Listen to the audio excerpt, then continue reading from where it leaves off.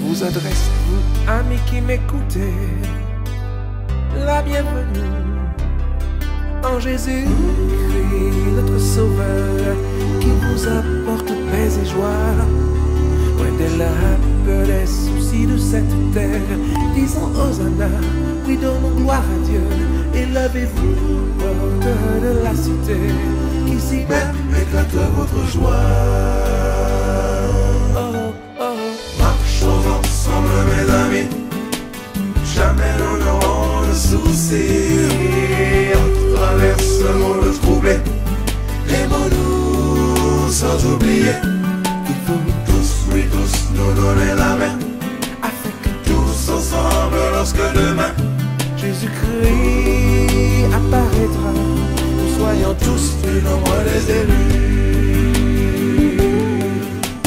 Merci Jésus, merci mon Dieu, avec toi je ne connais rien. Toujours tu me gardes, merci mon Dieu, merci Jésus. Ni la flèche qui vole en plein midi, que 10 000 tombent à mes côtés, je ne serai jamais atteint, car mon Jésus veille, je ne crains rien. Avec Jésus, pas de danger. Oh, oh, oh. Marchons ensemble mes amis, jamais nous n'aurons de soucis. On traverse le monde troublé, aimons-nous sans oublier qu'il faut tous, oui tous, nous donner la main, afin que tous ensemble, lorsque demain Jésus-Christ apparaîtra, nous soyons tous du nombre des élus. Ce monde n'est pas le nôtre, Jésus revient, car mon Jésus nous emmènera. Que nous y attachons là, mes frères, car dans l'unité de la foi, ne perdons pas de vue le salut, afin que tous nous soyons des élus. Car mon Jésus-Christ apparaîtra, oh oui, nous monterons avec lui. Oh, oh. Marchons ensemble mes amis, jamais nous n'aurons de soucis. À travers ce monde troublé, aimons-nous sans oublier qu'il faut tous, oui tous, nous donner la main, afin que tous ensemble, lorsque demain Jésus-Christ apparaîtra, nous soyons tous du nombre des élus. Ce monde n'est pas le nôtre, ne nous y attachons pas, gardons l'unité de la foi, Jésus nous emmènera. Marchons ensemble mes amis, jamais nous n'aurons de soucis, à travers ce monde, aimons-nous sans oublier qu'il faut tous, oui tous, nous donner la main, afin que tous ensemble, lorsque demain Jésus-Christ apparaîtra, nous soyons tous du nombre des élus. Gardons les yeux fixés sur Jésus, mon ami, gardons les yeux fixés sur Jésus. Gardons les yeux, mon frère, gardons les yeux fixés sur Jésus. Gardons les yeux, gardons les yeux fixés sur Jésus. Gardons les yeux fixés sur Jésus jusqu'au bout. Gardons les yeux fixés sur Jésus, mon ami. Gardons les yeux fixés sur Jésus. Gardons les yeux fixés sur Jésus.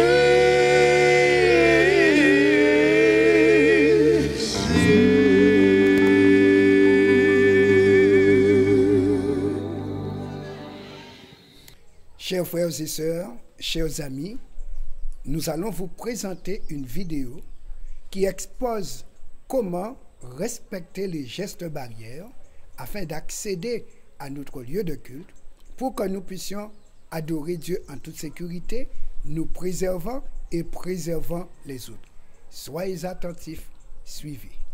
Dans cette vidéo pour la réouverture des églises, nous vous présentons l'église adventiste de Kokoye avec les différentes mesures d'hygiène et protocoles sanitaires mis en place contre la COVID-19.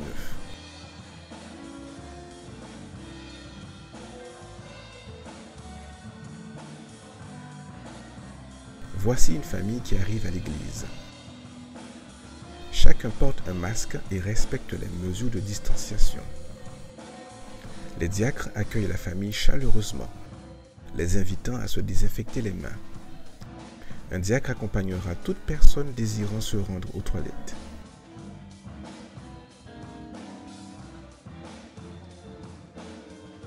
Pour s'y rendre, nous préconisons une personne à la fois.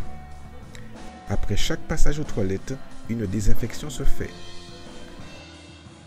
Ensuite, le diacre vous accompagnera à la place indiquée. Pour votre retour à l'église, respectez les mesures d'hygiène pour le bien-être de tous. Nous vous souhaitons d'ores et déjà un bon retour dans vos communautés. Que Dieu vous bénisse.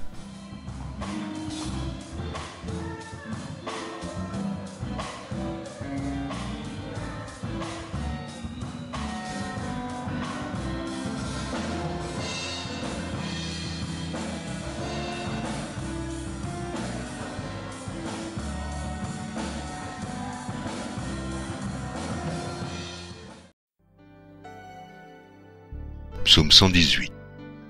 Louez l'Éternel, car il est bon.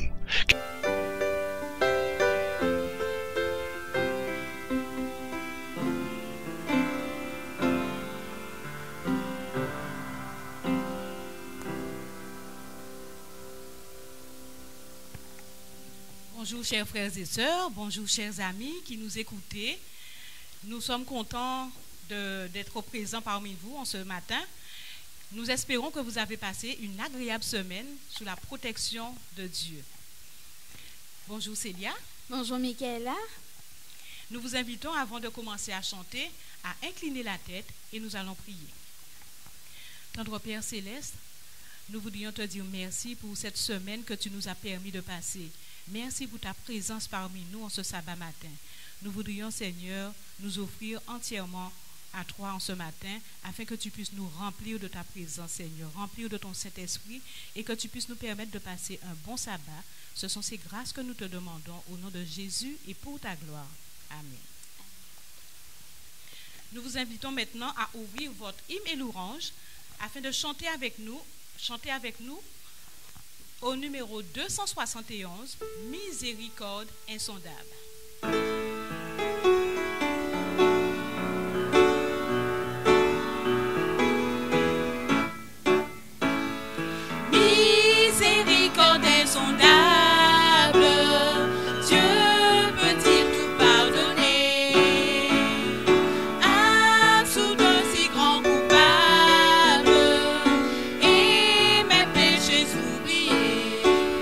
Jésus, je viens à toi.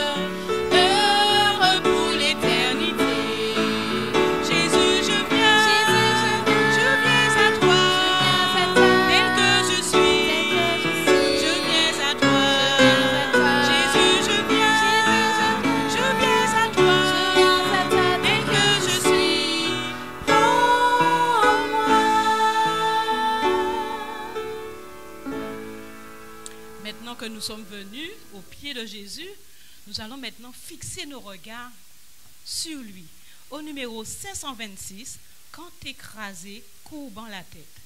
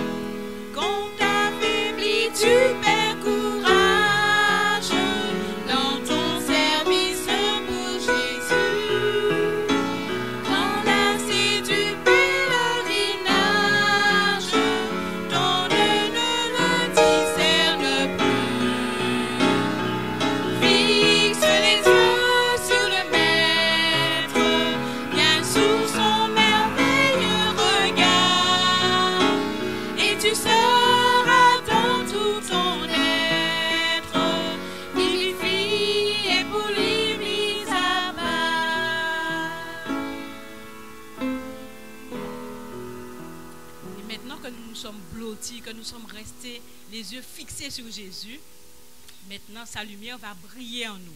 Nous chanterons ce chant au numéro 208, Ce monde est que brille l'aurore.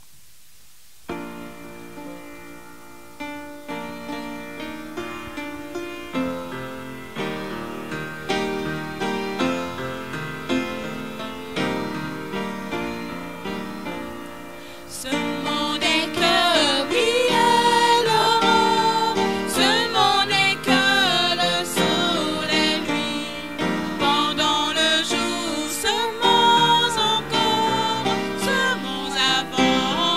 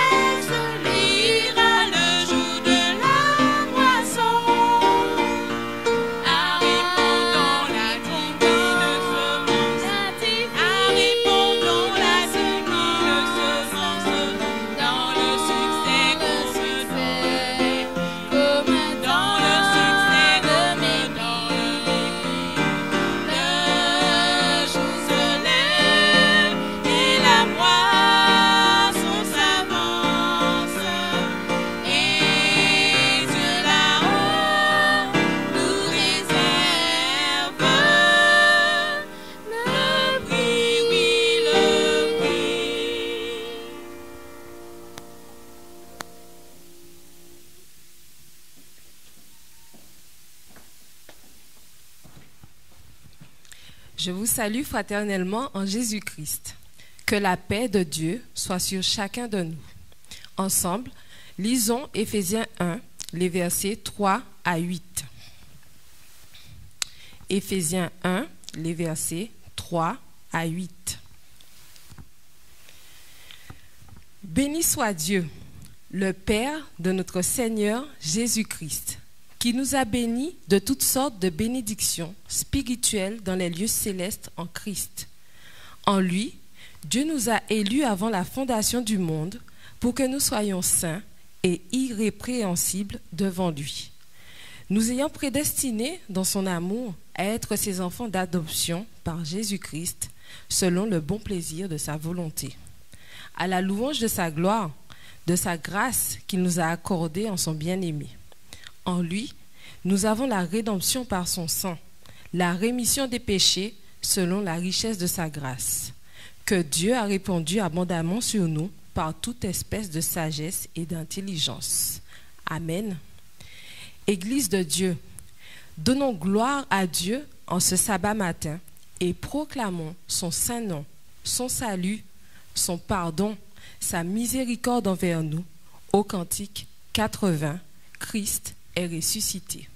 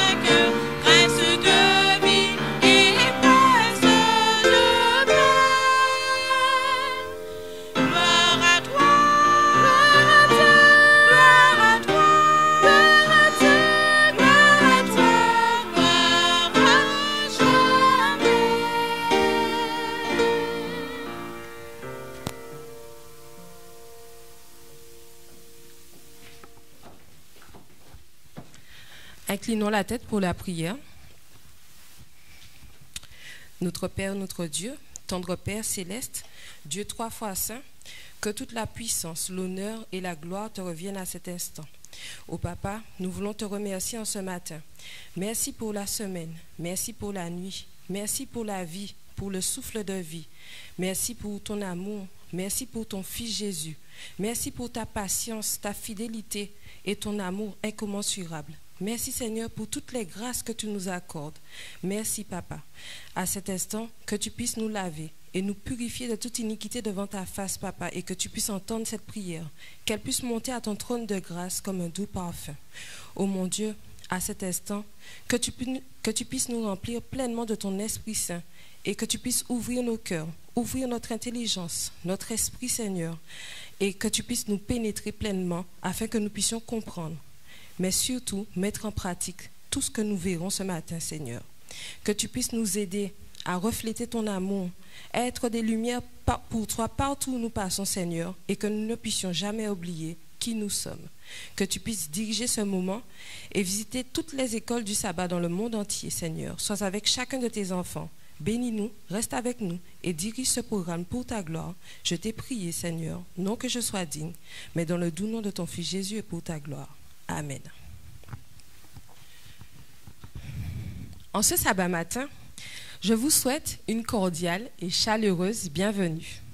Que Dieu déverse sur vous toutes ses bénédictions et que vous soyez pleinement remplis de sa paix, de sa joie. Amen. Ce matin, notre texte de méditation se trouve dans Conquérant Pacifique.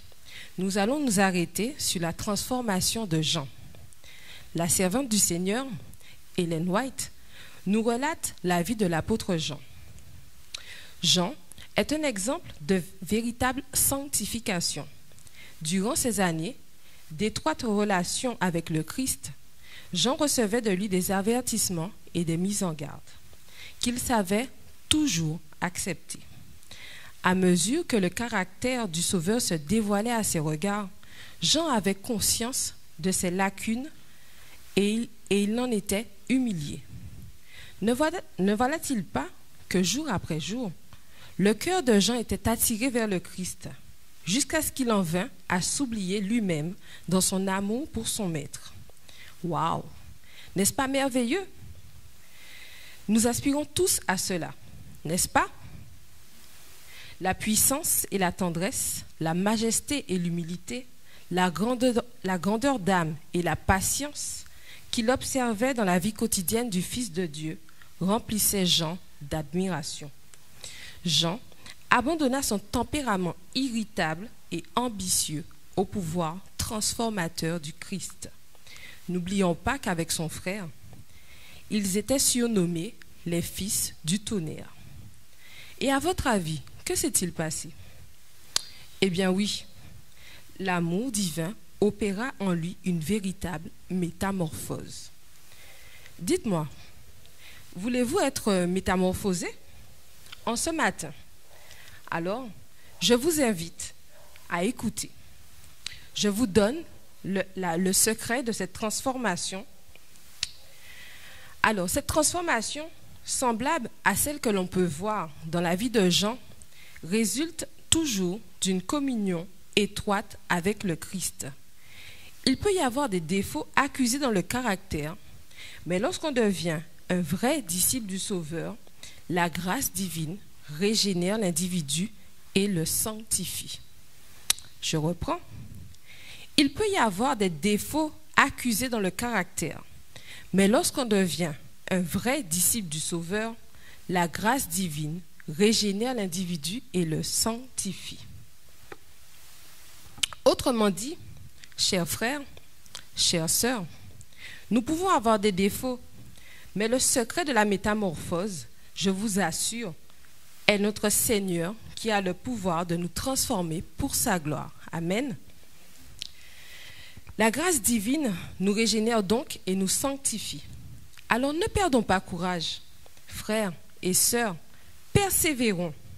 Tout comme Jean, acceptons les avertissements et les mises en garde du Christ. Le chrétien qui contemple, comme dans un miroir, la gloire du Seigneur est transformée de gloire en gloire, comme nous le dit 2 Corinthiens 3 au verset 18, jusqu'à ressembler à Jésus. Dites-moi, en ce matin, voulez-vous être transformés? Invitons le Saint-Esprit afin qu'il nous transforme. Chantons les paroles de « Viens, Esprit du Dieu vivant », Après quoi, nous prierons.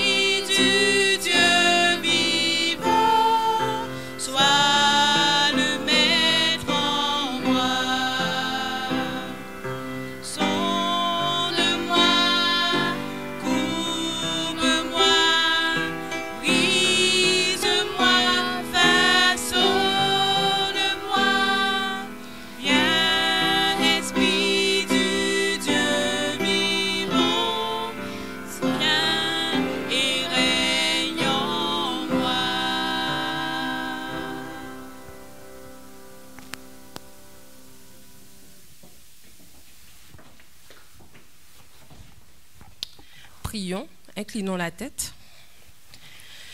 Papa d'amour, merci. Merci pour tes enseignements. Merci pour tes avertissements, pour tes mises en garde. Nous te remercions d'ores et déjà car nous savons, Papa, que si nous nous abandonnons à toi complètement, corps, âme et esprit, tu nous guideras. Alors, Papa, aide-nous.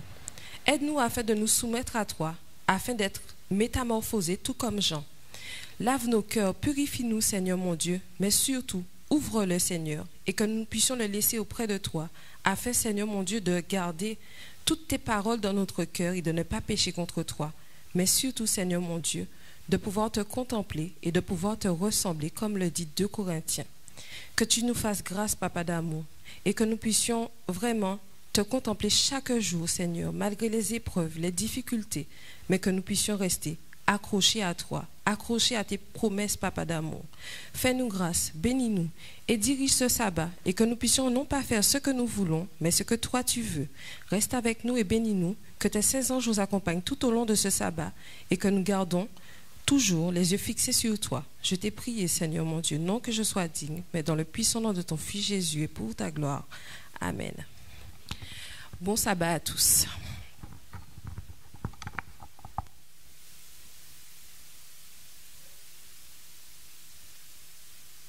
Tim a pris des décisions radicales et audacieuses dans sa vie.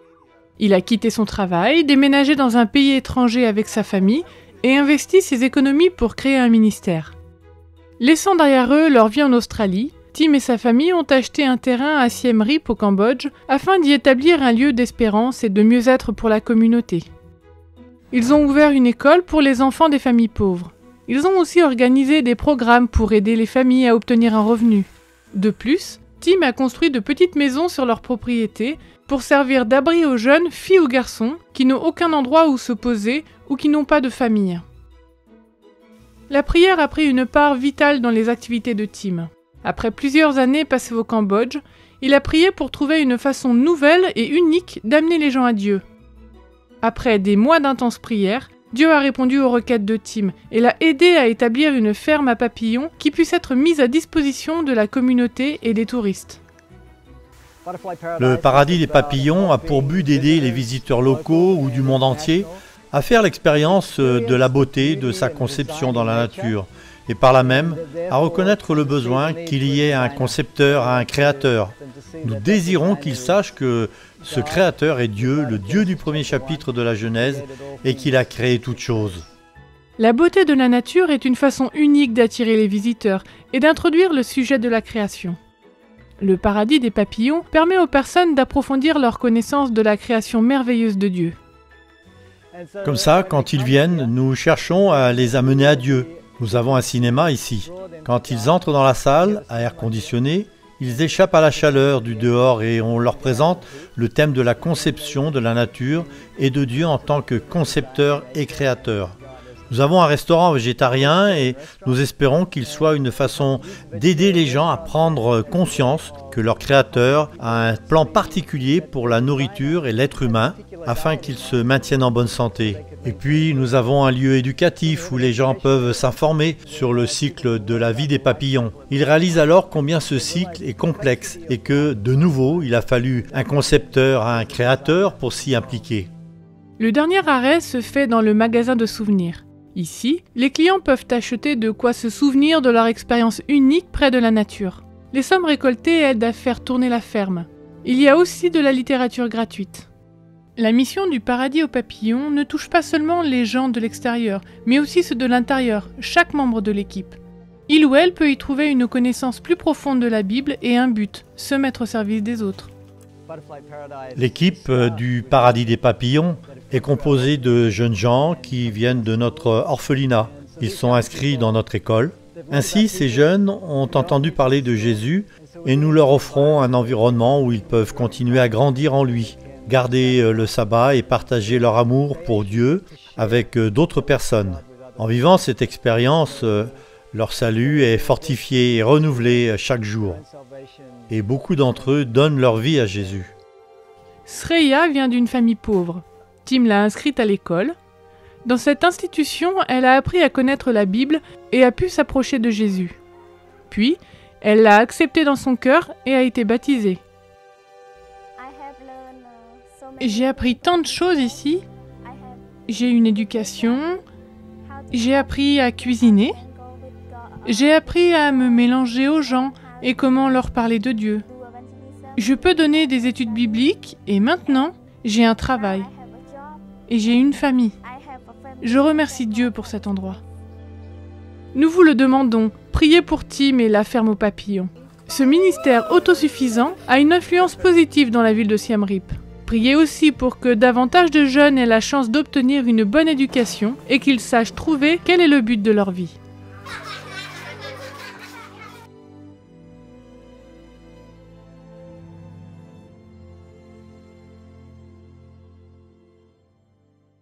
Comment on se protège les uns les autres après le confinement?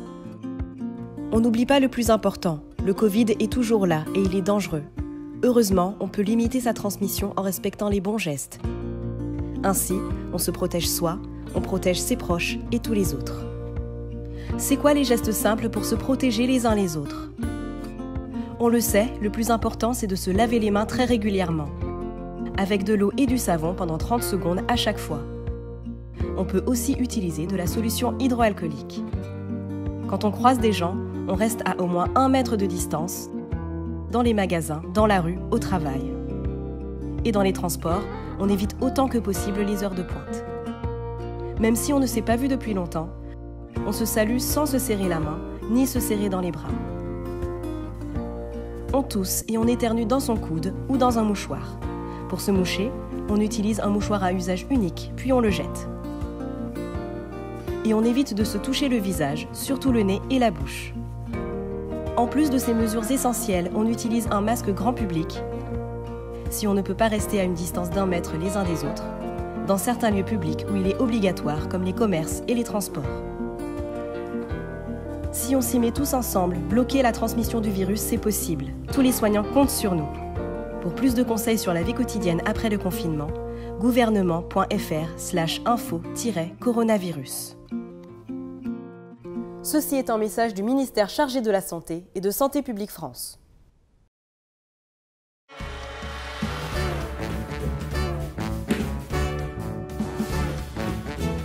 C'est l'histoire d'un père très fort, calme, lent à la colère et bienveillant.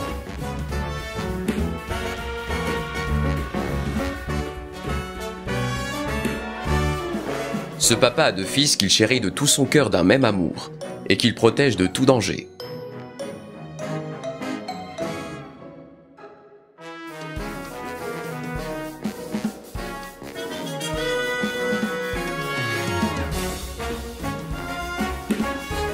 Avec le temps, les 2 garçons grandissent et ressemblent de plus en plus à leur père. La vie les amène à se fortifier d'année en année et d'aller de victoire en victoire. Malheureusement, l'un des 2 fils devient égoïste et par conséquent désagréable avec son frère et son père.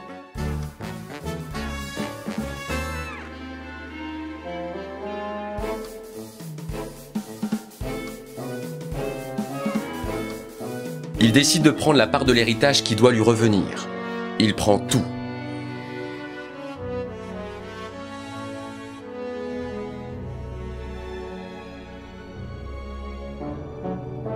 Il fait un trait sur le passé sous le regard attristé de son papa. Il part sur le champ, sans que son père ne l'en empêche.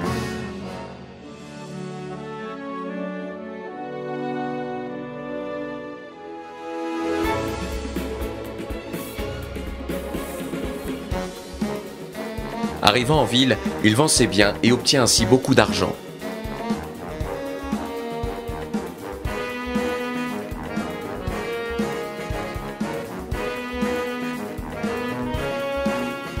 Il se fait des amis et une réputation grâce à son argent et à sa force.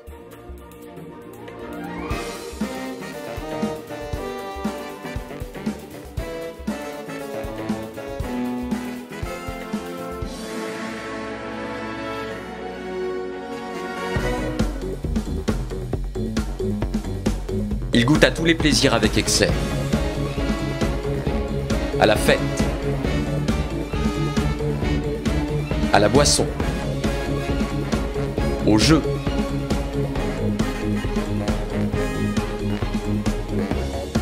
à la gloire, à la nourriture,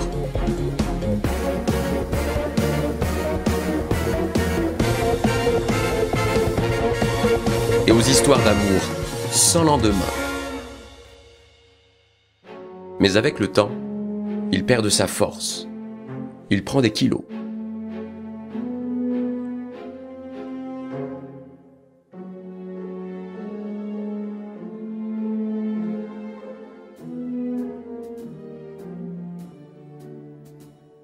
Il perd sa renommée et se souvient que c'est à cause de la débauche qu'il en est arrivé là.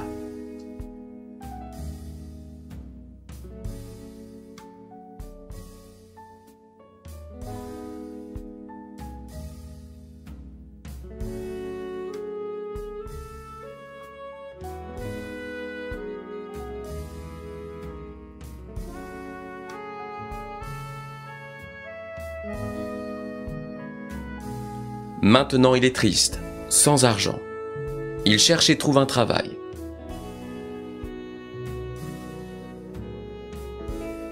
Mais plus rien ne va.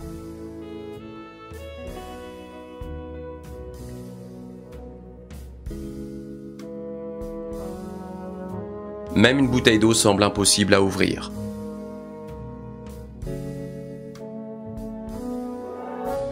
Les gens se moquent. Il n'est plus rien.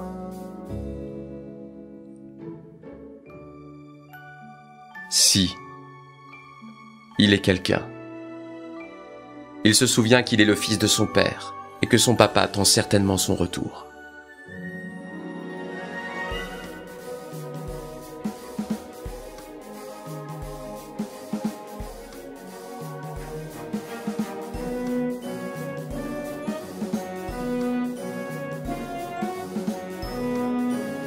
En arrivant devant la maison de son père, il se dit qu'il doit demander pardon à son papa pour son comportement égoïste et désagréable. Il pense que son père ne devrait pas le traiter comme un fils, mais plutôt comme un ouvrier. Mais son père court jusqu'à lui et le prend dans ses bras avec affection. Son fils s'était égaré.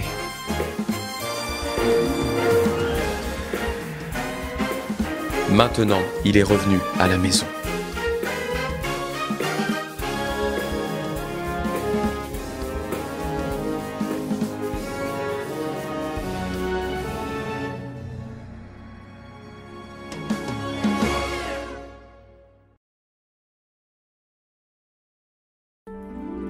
Et toi, veux-tu aller plus loin? Premièrement, lis le texte biblique. Luc chapitre 15, versets 11 à 22. Deuxièmement, cherche à comprendre. Le Père doit te faire penser à Dieu. Le Fils doit te faire penser à toi. Chaque fois que le monde te laisse tomber, alors que tu lui as tout donné, réfléchis. Dieu, qui t'a laissé libre de partir loin de sa présence, te laisse libre de revenir à lui, car il t'attend avec bienveillance. Dès que tu t'approches, la compassion le remplit. Il se précipite pour te saluer, pour te serrer près de son cœur, pour t'écouter, pour te pardonner, pour t'honorer et se réjouir en compagnie de beaucoup de personnes. Car tu as fait le choix de quitter la mort et la perdition pour revenir à la vie et au salut. Par affection, Dieu t'attend sans reproche. Par confiance, tu reviens, tu te repens, tu crois qu'il te pardonne et qu'il t'accueille.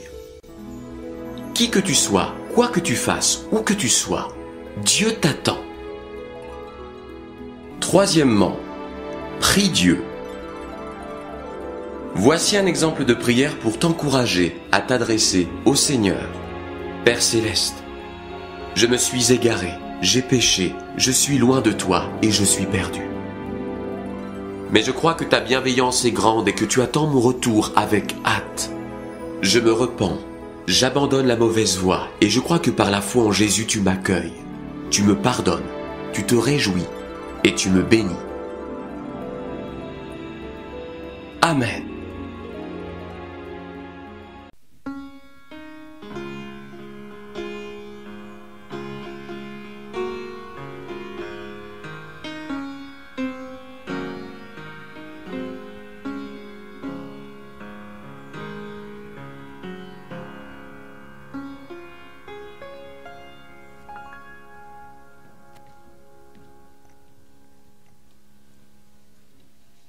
En attendant le moment du culte, nous vous invitons à chanter avec nous, à louer le Seigneur avec nous. Nous venons dans ta maison et nous nous assemblons pour t'adorer.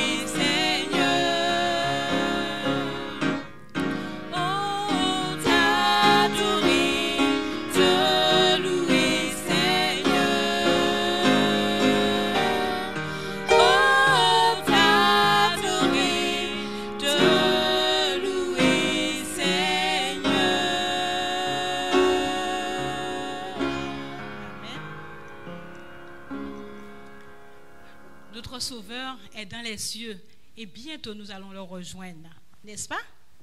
Nous chanterons au numéro 290, dans les cieux et sur la terre.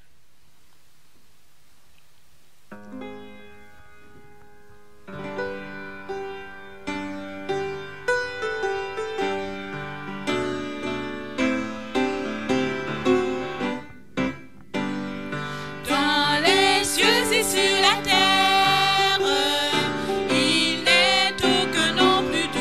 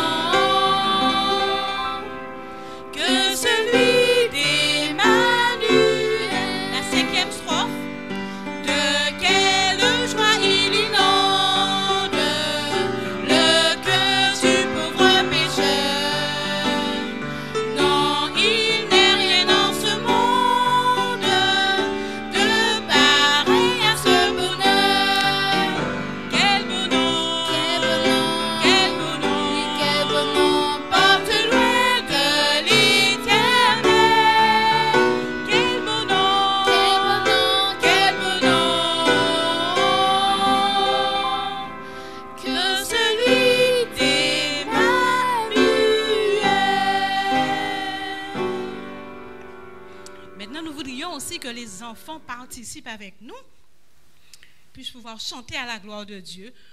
Alors nous allons chanter au numéro 576 et nous voulons entendre tous les enfants. Nous voulons que tous les enfants puissent chanter au numéro 576.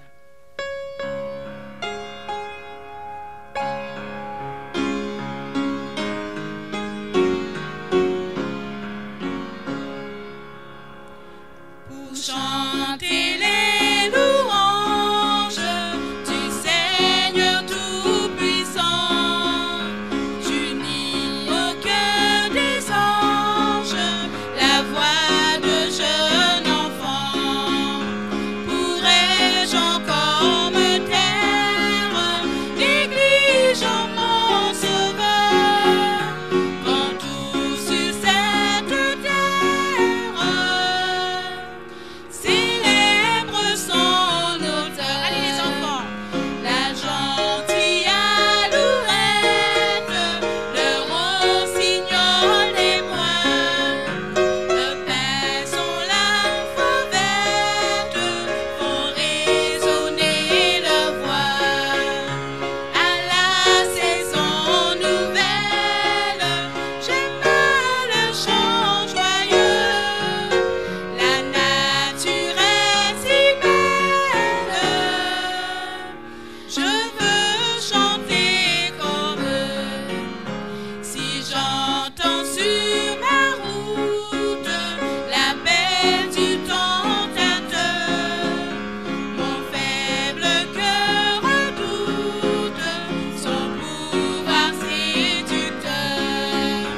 Mais quand sans défaillance j'ordonne le champignon, dès cet instant j'avance, de pas fermer joyeux. Plus fort les enfants. Aux heures de tristesse, quand un chant retentit, bientôt ma douleur cesse et mon chagrin s'enfuit. Ainsi douce harmonie, tu ranimes mon cœur. Souvent dans la vie, tu me rends le bonheur. C'est bien les enfants. Jésus est content lorsque nous tous nous louons le Seigneur. Nous allons continuer au numéro 112. Du ciel bientôt, Jésus va revenir. Le 112.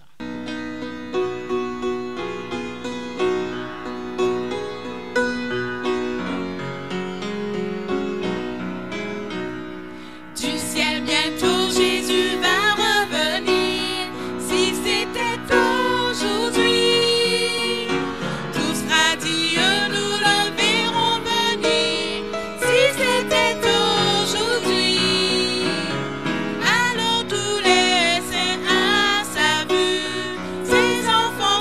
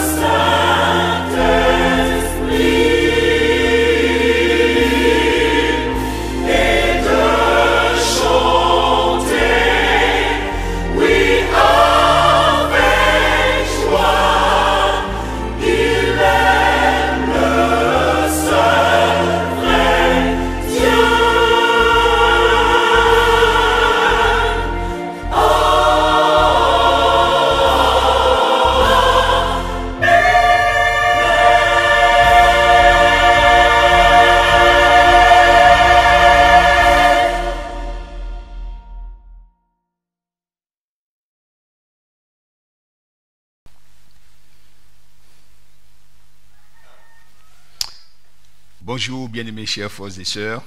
Je vous souhaite la bienvenue dans ce culte d'adoration où nous sommes là pour pouvoir être fortifiés par la parole de Dieu, pour être réconfortés dans notre foi et que nous puissions avoir l'énergie pour avancer avec le Seigneur.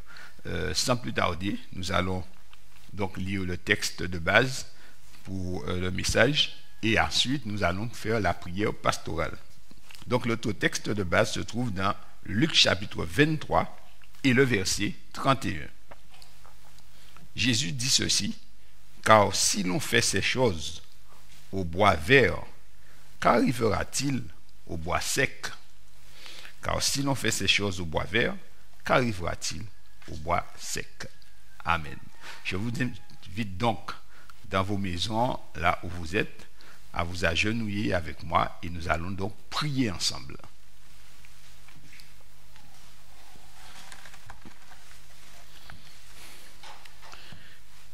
Seigneur notre Père et notre Dieu, nous te louons, nous te bénissons, nous te rendons grâce pour ta bonté et ta fidélité, Seigneur. Père, tu as créé toutes choses. À toi soit la gloire, l'honneur, la louange, la puissance, la force et la majesté.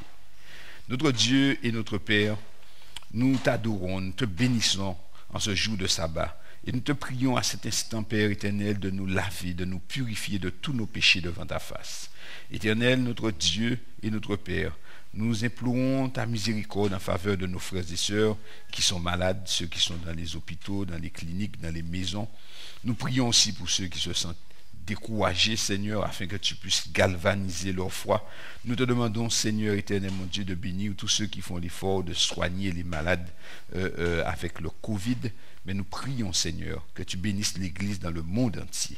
Père Saint et Père Juste, nous te demandons dans ta bonté de nous aider à fixer les yeux sur Jésus dans ce temps de la fin et à reconnaître, Seigneur, en quel temps que nous sommes, afin que nous puissions optimiser notre préparation. Père, bénis ton peuple, bénis ton Église ici à la Brousse et bénis tes enfants qui nous écoutent au travers de par le monde, là où ils sont, Seigneur, et ceux qui ont des besoins particuliers. Toi seul, tu connais, Seigneur mon Dieu, ce dont ils ont besoin. Alors, Seigneur, agis en leur faveur et fais leur grâce et miséricorde. Nous t'avons prié dans le nom de Jésus et pour ta gloire. Amen. Amen.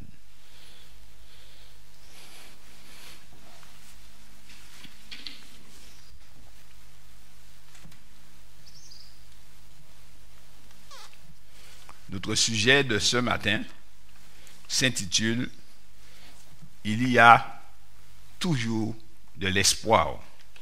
Il y a toujours de l'espoir. Le ministère du Seigneur Jésus a été marqué par la multitude de miracles qui l'accompagnaient. À chaque fois, on voyait des cas de plus en plus désespérés venir à Jésus. Des cas où les gens n'y croyaient plus. On pensait que lui, il finira ainsi. Et au miracle, quand Jésus agissait, la vie de ces personnes était changée. Le Seigneur de la vie redonnait espoir et vie. Les exemples sont légion.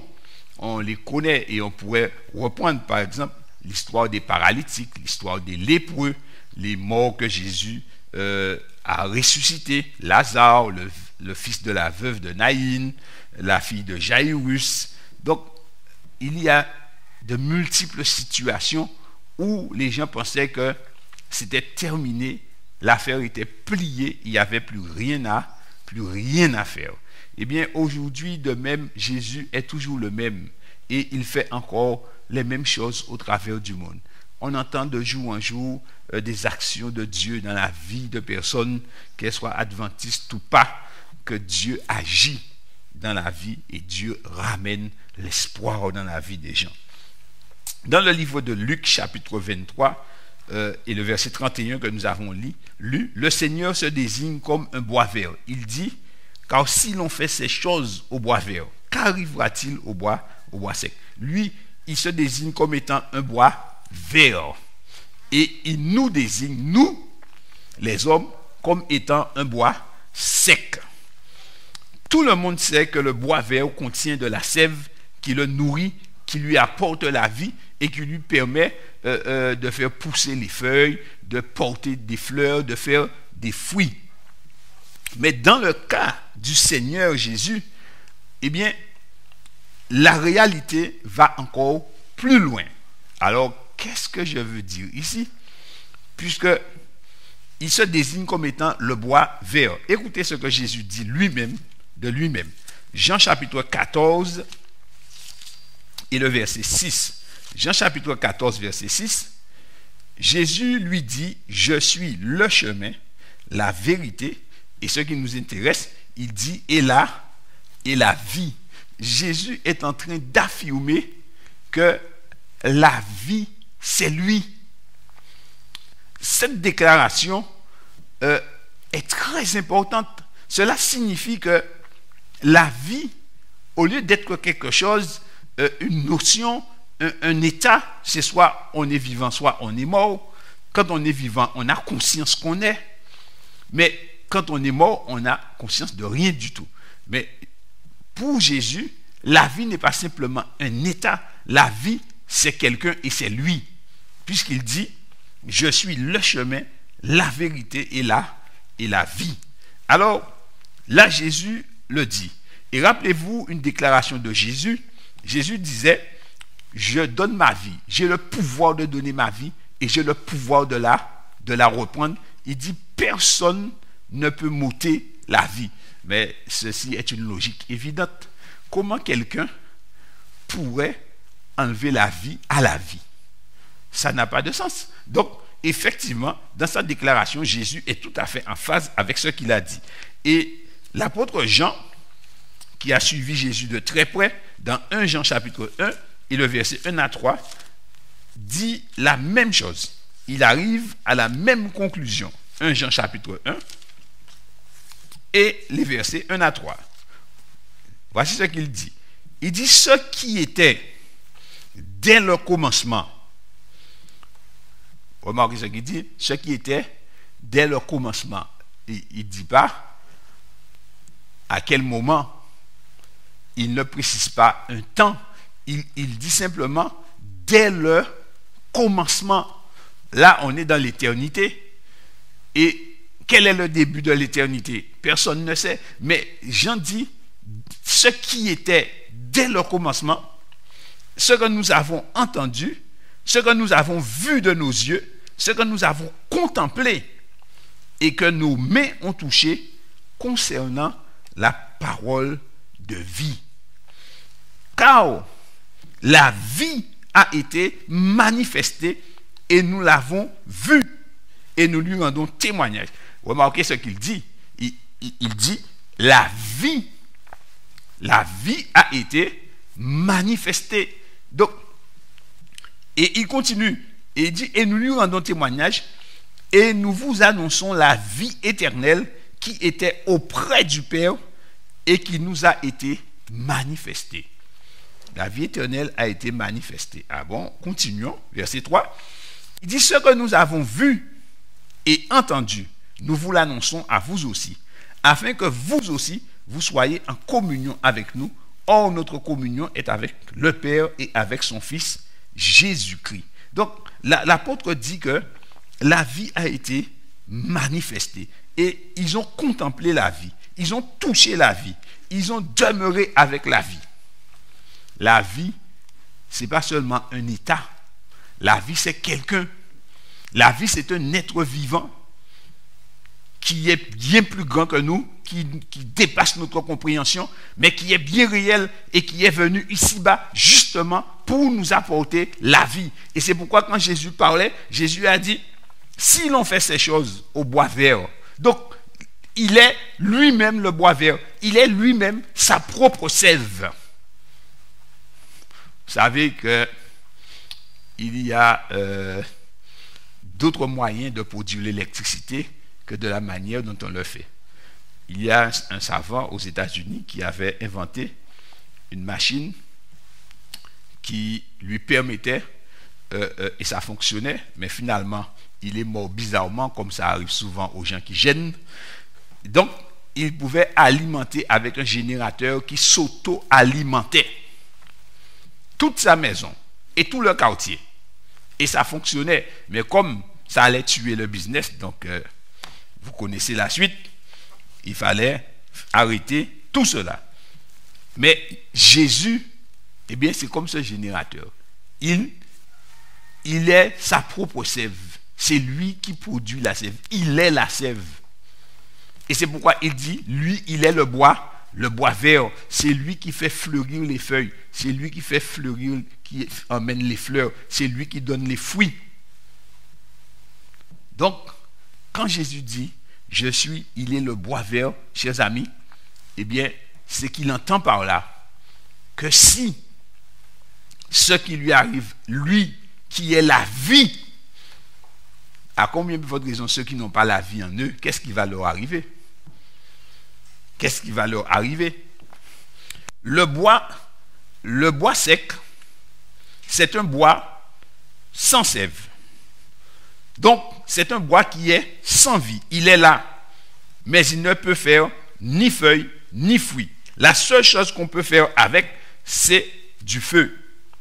Soit pour se réchauffer, soit pour s'en débarrasser. Et Jésus dit, lui, il est le bois vert, nous sommes le bois sec. Il possède la sève en lui-même. Il est lui-même la sève qui régénère, qui apporte les feuilles, les fruits. Et il dit, mais vous êtes le bois, vous êtes un bois sec. Jésus prononça ces paroles alors qu'il montait à Golgotha pour être crucifié. Et comme on l'avait déjà frappé et tout, et les femmes de Jérusalem pleuraient sur lui, Jésus lui a dit, c'est pas sur moi qu'il faut pleurer. Pleurez sur vous. C'est sur vous qu'il faut pleurer. Parce que si on me fait cela, mais qu'est-ce qui va vous arriver à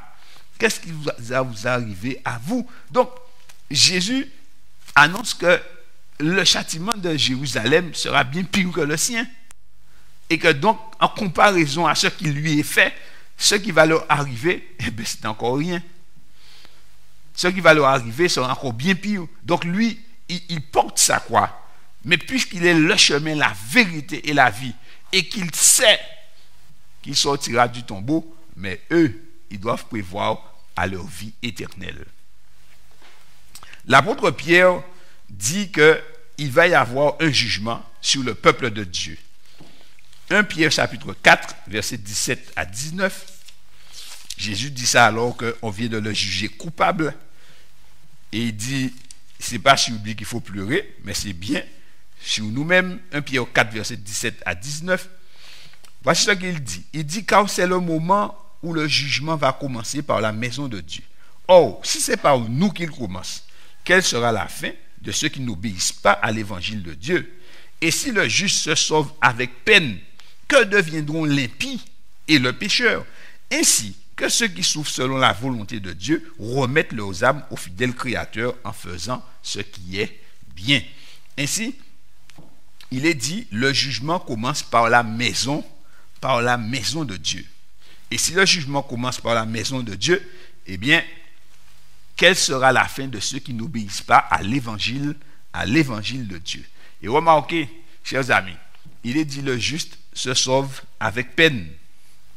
Ça veut dire qu'il y a une lutte, il y a un combat, il y a des combats à mener contre le moi, contre les éléments extérieurs, d'accord? Mais il y a des luttes et le chrétien se trouve en face de ces luttes et il faut bien les affronter. Dans Apocalypse 14 et le verset 6, il nous est dit le message des 3 anges, message de la fin des temps, message pour notre époque. Craignez Dieu et donnez-lui gloire, car l'heure de son jugement est venue. Et adorez celui qui a fait le ciel, la terre, la mer et les sources d'eau. Lorsque ce message est proclamé, eh bien, le jugement, nous savons que le jugement a commencé en l'an 1844. Aujourd'hui, Jésus est dans le sanctuaire céleste. Et selon ce qui est écrit, eh bien, Jésus est dans la phase de l'effacement des péchés. Et quand le jugement avait lieu en Israël, eh bien, le peuple devait être dans une attitude de contrition.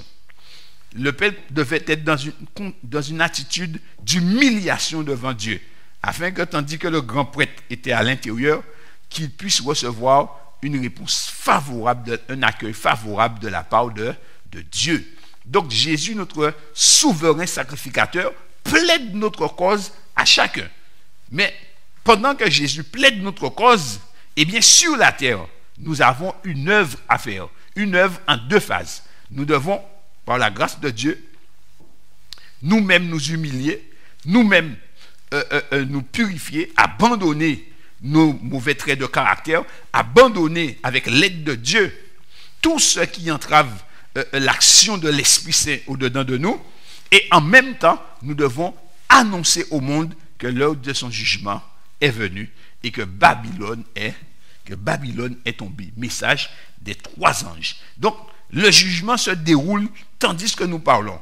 La condition laodicéenne de l'Église, cependant, doit nous pousser à un sérieux examen de nos relations avec Dieu. La question que nous devons nous poser, est-ce que nous craignons Dieu réellement? Est-ce que nous donnons gloire à Dieu réellement dans tout ce que nous faisons? Alors, s'il est dit, faites toutes choses pour la gloire de Dieu. Est-ce que nous travaillons pour la gloire de Dieu? Est-ce que nous mangeons pour la gloire de Dieu? Est-ce que nous buvons pour la gloire de Dieu? Est-ce que nous parlons pour la gloire de Dieu? Quand nous sommes sur la route, est-ce que nous conduisons pour la gloire de Dieu? La gloire de Dieu, c'est englobe tous les aspects de notre vie. Craignez Dieu et donnez-lui gloire. Cette chose est vitale de savoir quelle est notre relation avec Dieu. Pourquoi? Parce que nous savons que nous avons des temps difficiles, très difficiles, qui sont devant l'Église de Dieu. Alors, pour que nous puissions affronter ce temps, nous devons répondre à cette question. Effectivement, est-ce que nous craignons Dieu réellement? Car si nous ne craignons pas Dieu réellement, eh bien, chers frères et sœurs, il est clair que nous allons avoir des soucis pour pouvoir traverser le temps d'épreuve qui est devant nous. Alors, dans le livre du prophète Ésaïe, chapitre 29 et le verset 13, voici ce que le prophète déclare. Jésus aussi a fait mention de cela. Ésaïe chapitre 29 et le verset 13. Il est dit, le Seigneur dit, quand ce peuple s'approche de moi, il m'honore de la bouche et des lèvres, mais son cœur est éloigné de moi, et la crainte qu'il a de moi n'est qu'un précepte de tradition humaine. Voyez-vous, nous disons que nous sommes le peuple de Dieu. Oui, Dieu veut bien, mais Dieu dit, quand le peuple s'approche de moi, il m'honore de la bouche et des lèvres, mais son cœur est éloigné de moi. Et la crainte qu'il a de moi n'est qu'un précepte de tradition humaine. C'est-à-dire que tu as l'habitude de venir à l'église, donc tu vas à l'église.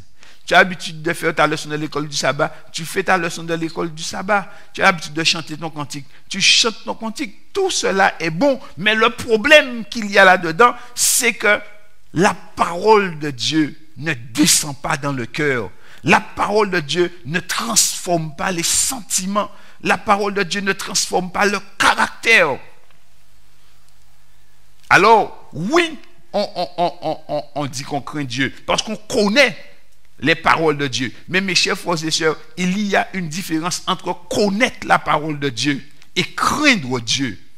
On peut connaître toute la Bible sans craindre Dieu. Ceux qui ont crucifié Jésus, c'était les scribes, c'était les pharisiens, c'était les docteurs de la loi. Les prostituées, eux, ont accepté Jésus. Les Samaritains, qu'on appelait des chiens, ont accepté Jésus et ont marché après Jésus. Les gens, les petites gens ont accepté Jésus. Mais ceux qui étaient les docteurs en théologie, les gens qui avaient étudié les Sadducéens qui étaient donnés comme des maîtres de la parole de Dieu, eh bien, ils n'ont pas accepté Jésus et ils ont fait crucifier Jésus par le biais de l'Empire romain. Voyez-vous, chers amis, nous devons examiner cette question avec soin. Est-ce que je crains l'Éternel réellement? Est-ce que je crains l'Éternel? La Bible dit, quand on craint l'Éternel, on tremble devant la parole de Dieu. Pas de peur, hein, mais parce qu'on veut honorer Dieu, parce qu'on veut plaire à Dieu avant toute chose.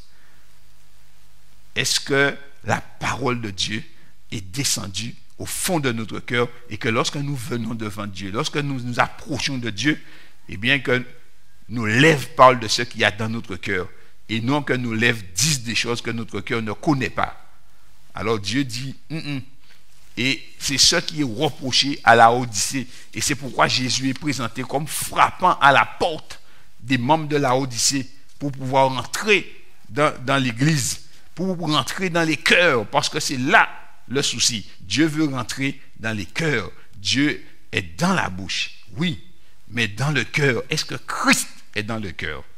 Bien aimés chers frères et sœurs, le Covid ne nous a pas tués, ou il ne nous a pas encore tués, mais est-ce que nous avons changé?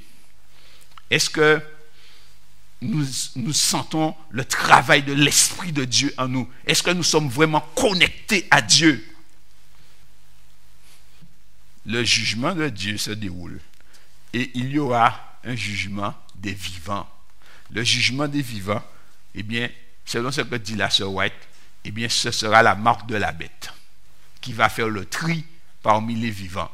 Et quand ces choses vont arriver, eh bien, les choses seront tellement dures que tous les gens qui ne craignent pas Dieu réellement, qui n'ont pas été sanctifiés par la parole de Dieu, tous ceux qui ont l'apparence de la piété, mais qui ne sont pas véritablement sanctifiés, au fur et à mesure que les choses vont se durcir, eh bien, ils ne pourront pas tenir la distance.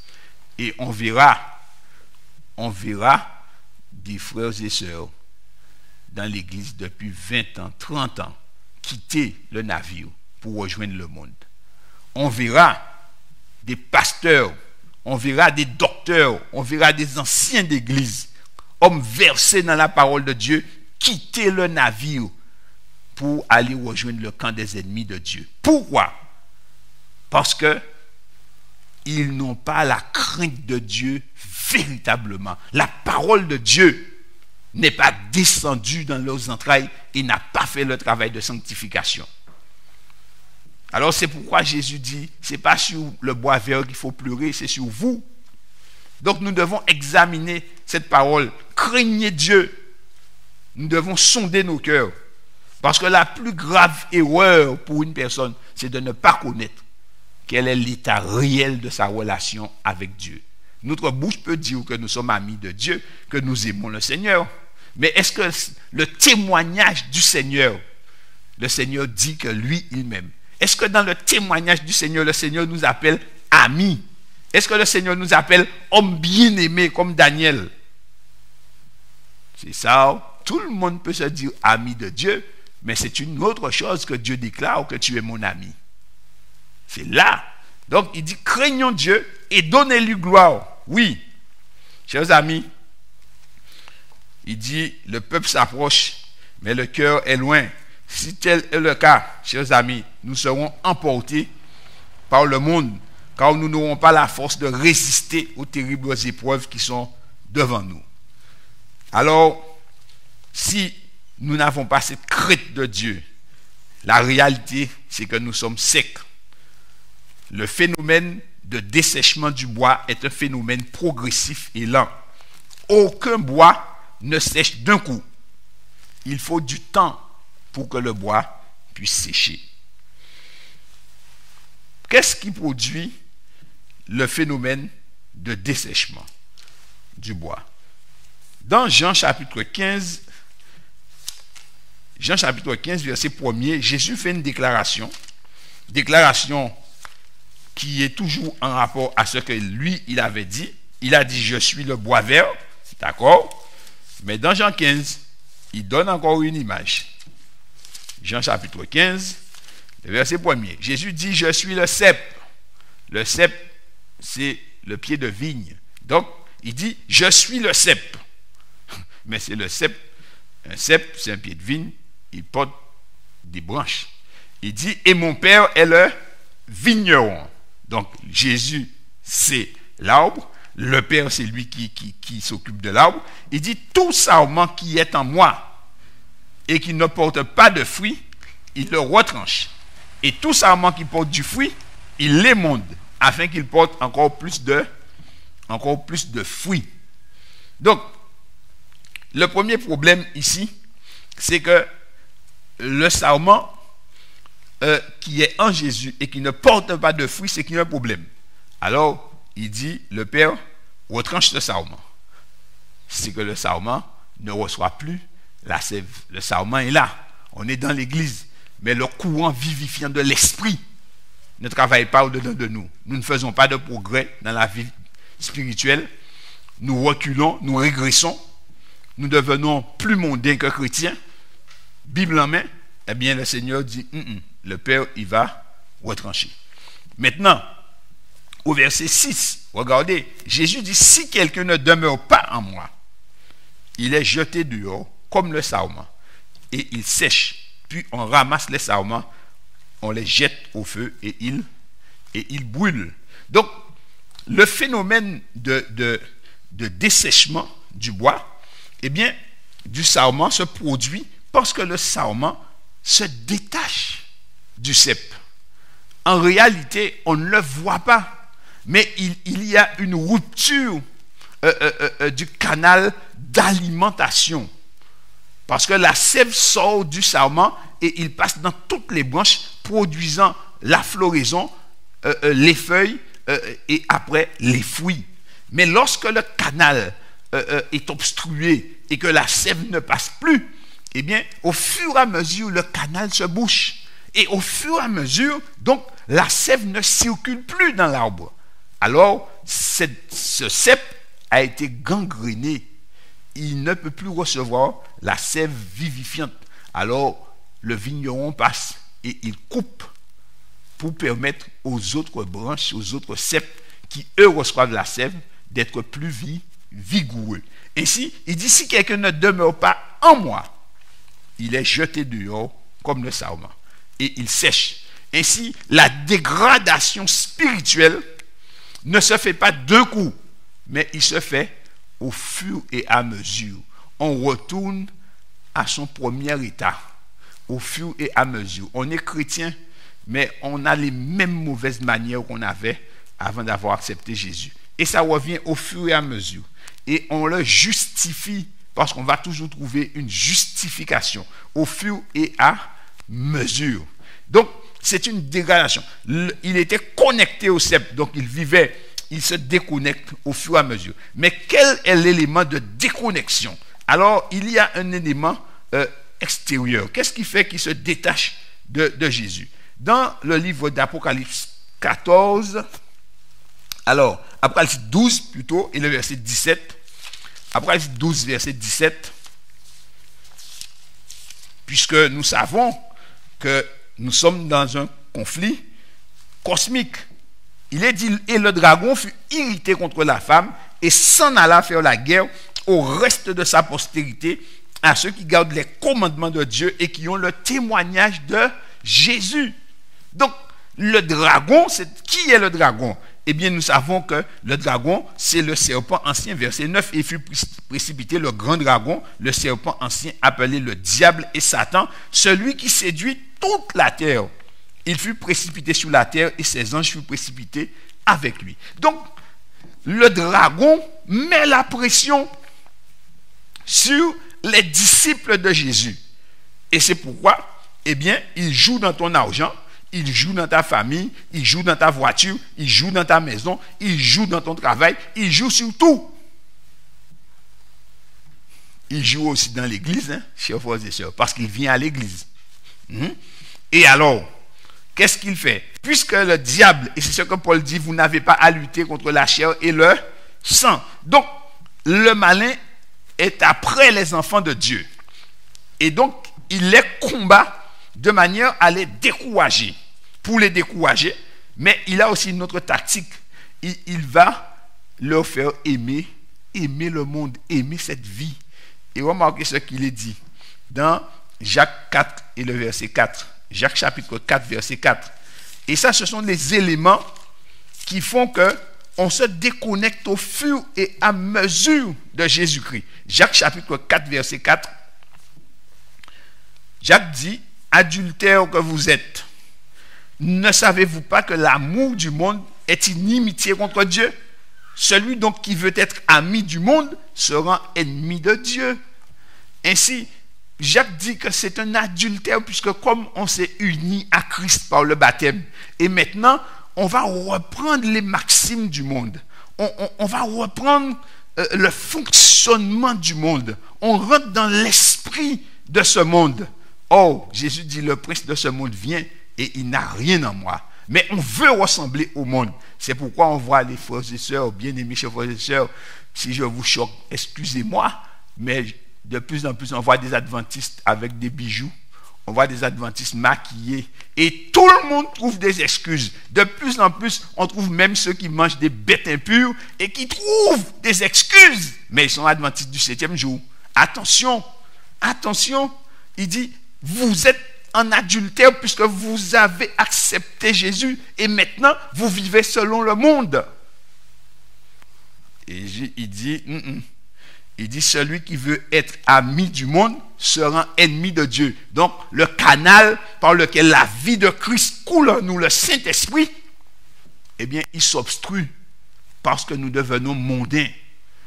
Ce que nous regardons est mondain. Ce que nous pensons est mondain. Ce que nous désirons est mondain. Alors nous sommes des mondains. Pas encore tout à fait, mais nous sommes un peu chez Dieu, un peu dans le monde, un peu dans le monde, un peu chez Dieu. Mais tôt ou tard, chers amis, nul ne peut servir 2 maîtres. Celui que nous aimons le plus, c'est chez celui-là que nous irons. Alors, deuxième point, l'apôtre Jean parle aussi de cette situation. 1 Jean chapitre 2 verset 15, 1 Jean chapitre 2 et le verset 15, il dit ceci. 1 Jean 2 verset 15, il dit n'aimez pas le monde, ni les choses qui sont dans le monde. Si quelqu'un aime le monde, l'amour du Père n'est point en lui.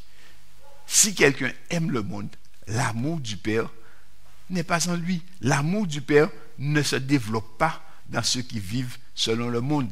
Parce que le monde a un principe égoïste et Dieu a un principe altruiste. Donc, Dieu, il s'oublie pour se donner aux autres. Le monde pense qu'à lui. Moi. Ainsi donc, il dit, si on aime le monde, eh bien, l'amour du Père ne peut pas se développer en nous. Et conséquence de ces choses, c'est que nous sommes chrétiens, nous disons chrétiens, nous sommes appelés du nom de Jésus-Christ, mais nous sommes en difficulté. Pas vraiment en diable, pas vraiment en Dieu. Mais on ne sait pas vraiment où est-ce qu'on est. Alors, cela a une conséquence. Jacques chapitre 4, verset 3, Jacques dit, vous demandez et vous ne recevez pas parce que vous demandez mal dans le but de satisfaire vos passions. Puisque nous sommes ainsi partagés et divisés, quand nous prions, nos prières sont motivées par notre égoïsme et donc Dieu ne répond pas. Donc nous avons une vie de prière appauvrie. Il n'y a pas d'exaucement. Or Jésus a dit demandez et vous recevrez afin que votre joie soit parfaite. Donc notre joie ne peut pas être parfaite, on ne peut pas être content. Donc on a des chrétiens qui deviennent aigris. Et quand ils entendent des frères qui racontent ou des sœurs qui racontent comment Dieu les exauce, ils deviennent aigris puisque cela ne se produit pas dans leur vie. Mais bien aimés chers frères et sœurs, ce n'est pas la faute de frère X ou frère Y.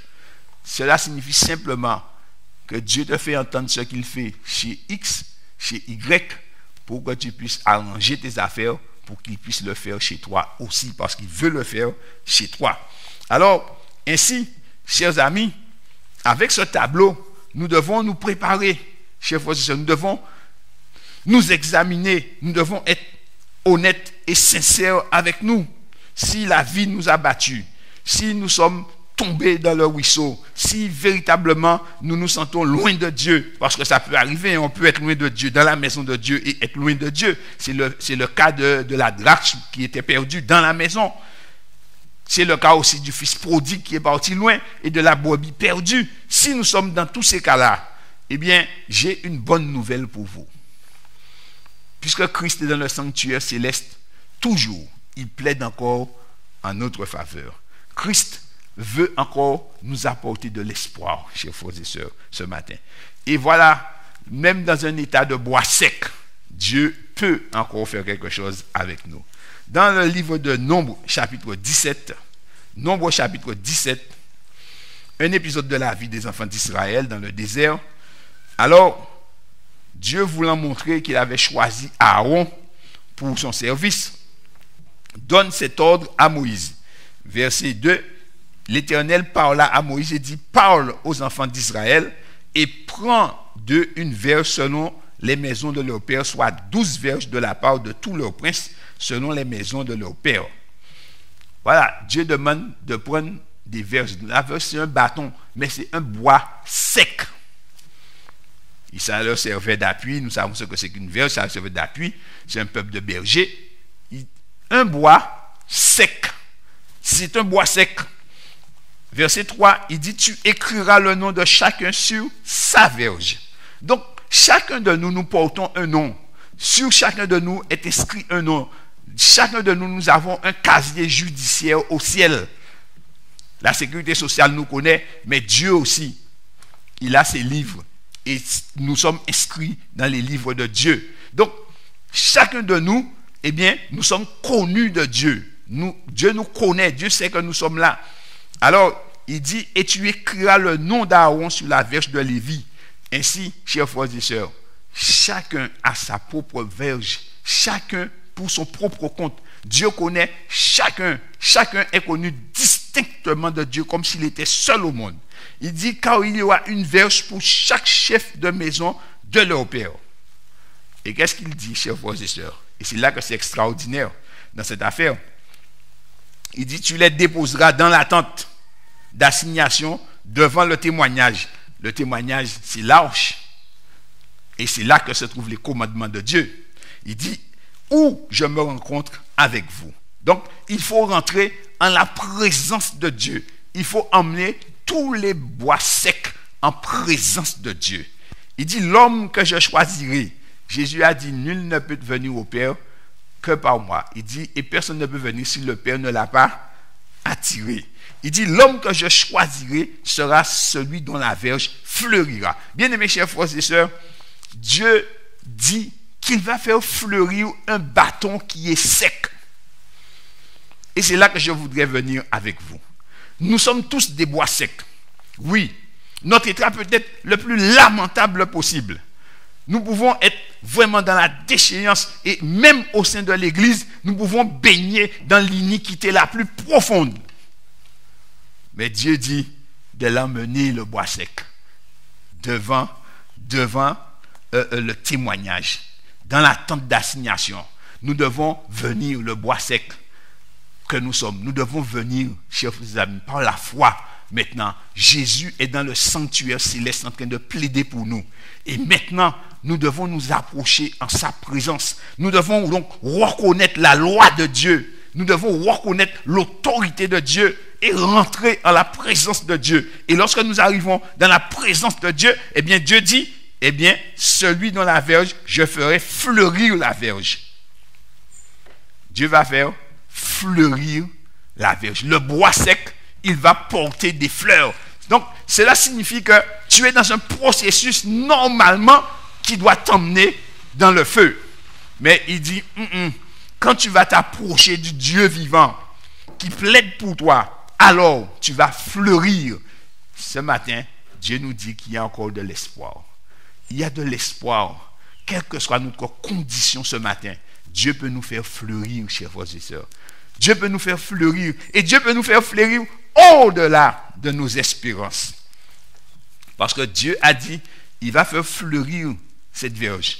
Et alors, regardez, au verset 8, il est dit, le lendemain, lorsque Moïse entra dans la tente du témoignage, voici, la verge d'Aaron pour la maison de Lévi avait fleuri. 1. Elle avait fait des fleurs. 2. D'accord? Poussé des boutons. 3. Produit des fleurs. 4. Et mûri des amandes. Alléluia. Alléluia. Un bois sec en une nuit. Il fait feuille, il fait fleur, il fait zaman mi. Bien-aimés chers frères et sœurs, ce que Dieu nous dit, c'est de rentrer dans sa présence. C'est de rentrer dans sa présence. Amis qui écoutez, quelle que soit ta condition, rien n'est perdu. Rien n'est perdu. Dieu dit, ayez foi en Dieu. Tout est possible à Dieu. Dieu peut changer ta vie. Dieu n'a pas besoin, en une nuit, tout cela s'est passé. Un bois sec, un bois normalement, c'est au feu qu'il doit aller. Mais Dieu dit d'emmener le bois dans la tente. Jésus plaide pour toi. Et Jésus plaide avec amour. Il plaide avec son sang. Il plaide pour toi devant le Père. Et toi, ce matin, tu n'as qu'une chose à faire, c'est de te jeter aux pieds de Jésus. De te jeter aux pieds de Jésus et tout est possible. Il peut changer, transformer ta vie. Toi qui luttes depuis des années avec une situation, avec un problème quelconque, avec un défaut quelconque, rentre dans la présence de Dieu, véritablement. Rentre dans la présence de Dieu. Va t'humilier devant Jésus-Christ. Et alors, tout devient possible. Tout devient possible. Jésus dit ceci. Il dit, tu vas fleurir. Tu vas pousser des boutons. Tu vas produire des fleurs. Et tu vas mûrir des amandes. Amen. Ainsi, bien-aimé, si ta vie est une ruine, Jésus se propose de transformer cette ruine en un beau château. Il te propose de transformer cette ruine qu'est ta vie en un monument que tout le monde va pouvoir observer. Il va faire cesser les contestations devant lui. Ainsi, vous voyez, le Seigneur dit, je suis le bois vert. Il a la sève. La sève est en lui. Il est la sève. Il peut alimenter n'importe quel bois. Zachée était un bois sec. Il a alimenté. Zachée est devenu fils de Dieu. Vous voyez, Jacob était un bois sec, rusé qu'on l'appelait. Lorsqu'il a rencontré le bois vert qui est Jésus, eh bien son nom a changé. On l'a appelé Israël, vainqueur. Il peut alimenter n'importe quel bois. Élisée était alimenté par le bois vert. Et lorsque le mort a touché ses os, le mort a repris vie. Parce que Élisée avait en lui la sève du bois vert qui est Jésus-Christ. Quelle que soit ta situation ce matin, le bois vert peut te communiquer la sève qui t'est nécessaire. Quel que soit le trou dans lequel tu es, le bois vert peut te communiquer la force et te faire sortir de ce trou. Quelles que soient les chaînes qui te lient, le bois vert peut te communiquer la délivrance que tu attends. Il va te transformer. Tu n'as qu'une seule chose à faire en ce matin, c'est de lui dire de te prendre totalement, corps, âme et esprit. Et le miracle se produit parce qu'il est le même hier, aujourd'hui et éternellement. Alors, allez à Jésus. Et Jésus dit ceci. Lorsque nous irons à Jésus, bois sec que nous sommes, eh bien, quelque chose d'extraordinaire va se passer. Jean chapitre 14, Jean chapitre 15, Jean chapitre 15, nous revenons au verset 4 et 5.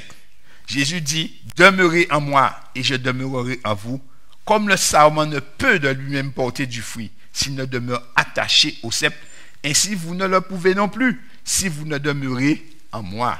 Donc il faut rester connecté à Jésus.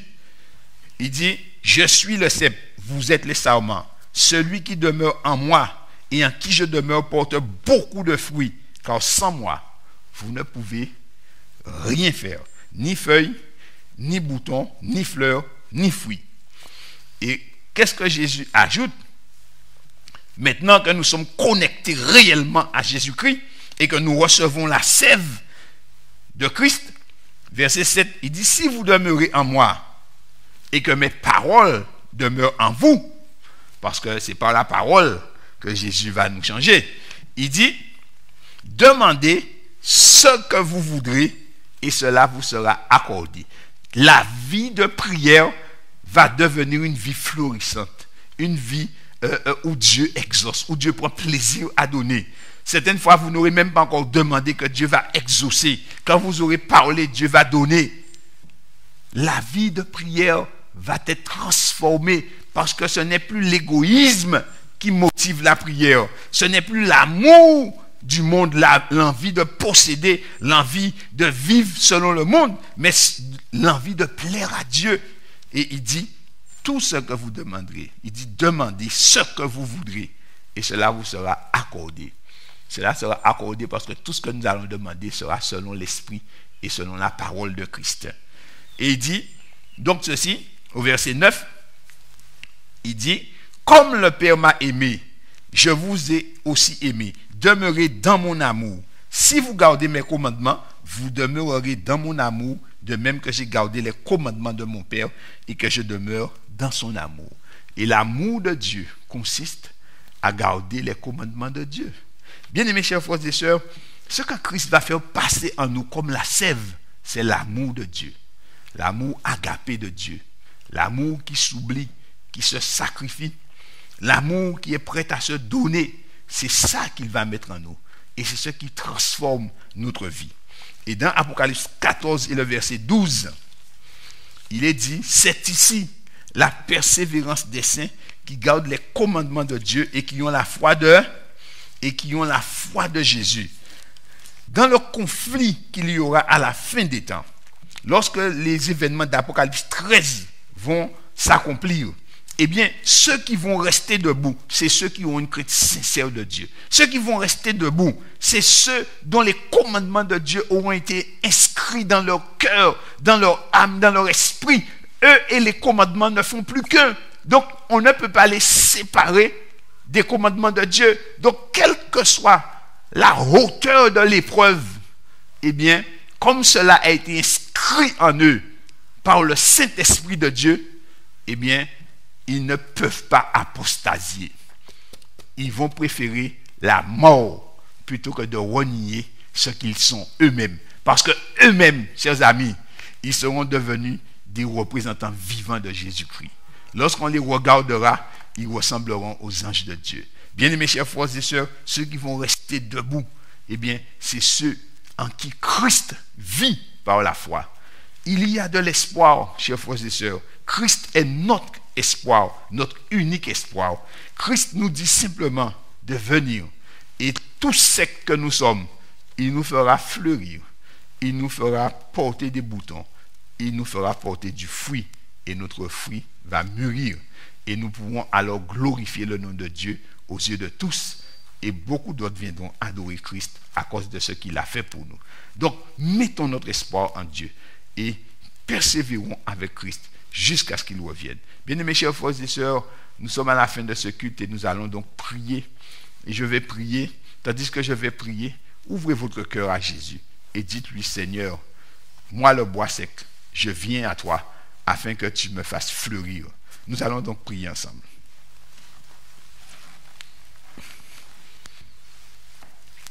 Notre Père et notre Dieu, tu es le Dieu vivant et c'est toi-même qui nous a donné ton Fils Jésus-Christ. Tu as manifesté la vie éternelle qui était auprès de toi. Et Seigneur mon Dieu, cette vie est venue pour que nous, qui sommes des bois secs, que nous puissions recevoir sa sève et que nous puissions vivre à notre tour. C'est pourquoi ce matin, Père, nous voulons te dire, nous voici, bois secs que nous sommes. Nous nous donnons à toi, Seigneur.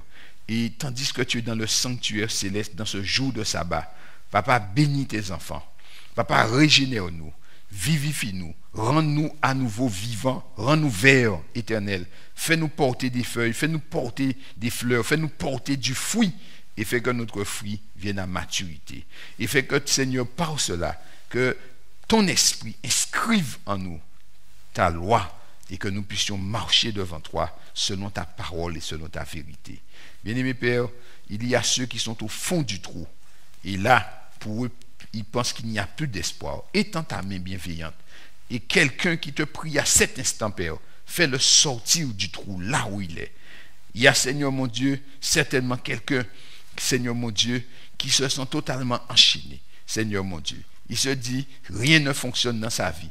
Il est emmarré, en prie. Seigneur mon Dieu, il n'y a pas de chaîne que tu ne peux pas briser. La vierge d'Aaron a fleuri en une nuit. Seigneur, étends ta main dans cette vie et brise les chaînes. et fais fleurir cette vie, Seigneur mon Dieu. Quelqu'un peut-être qui est couché sur un lit d'hôpital, Seigneur mon Dieu, étends ton bras et renouvelle ta vie dans cette âme et fais-la se mettre debout à la gloire de ton nom. Peut-être quelqu'un, Seigneur mon Dieu, qui est à l'article de la mort, mais Seigneur éternel, personne ne peut mourir, Seigneur mon Dieu, sans que tu laisses la chose se faire.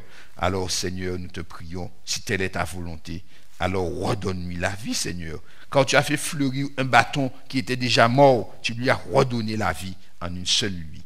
Alors, Seigneur mon Dieu, nous nous en remettons à toi.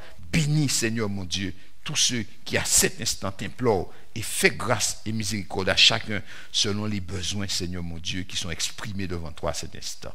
Nous t'avons prié en Jésus et pour ta gloire. Amen. Amen.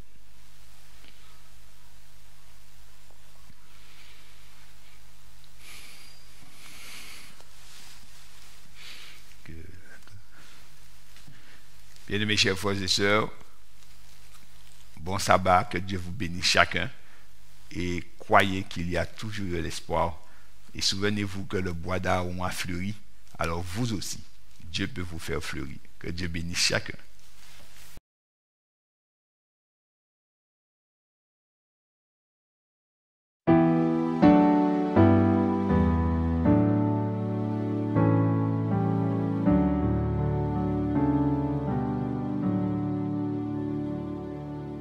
Et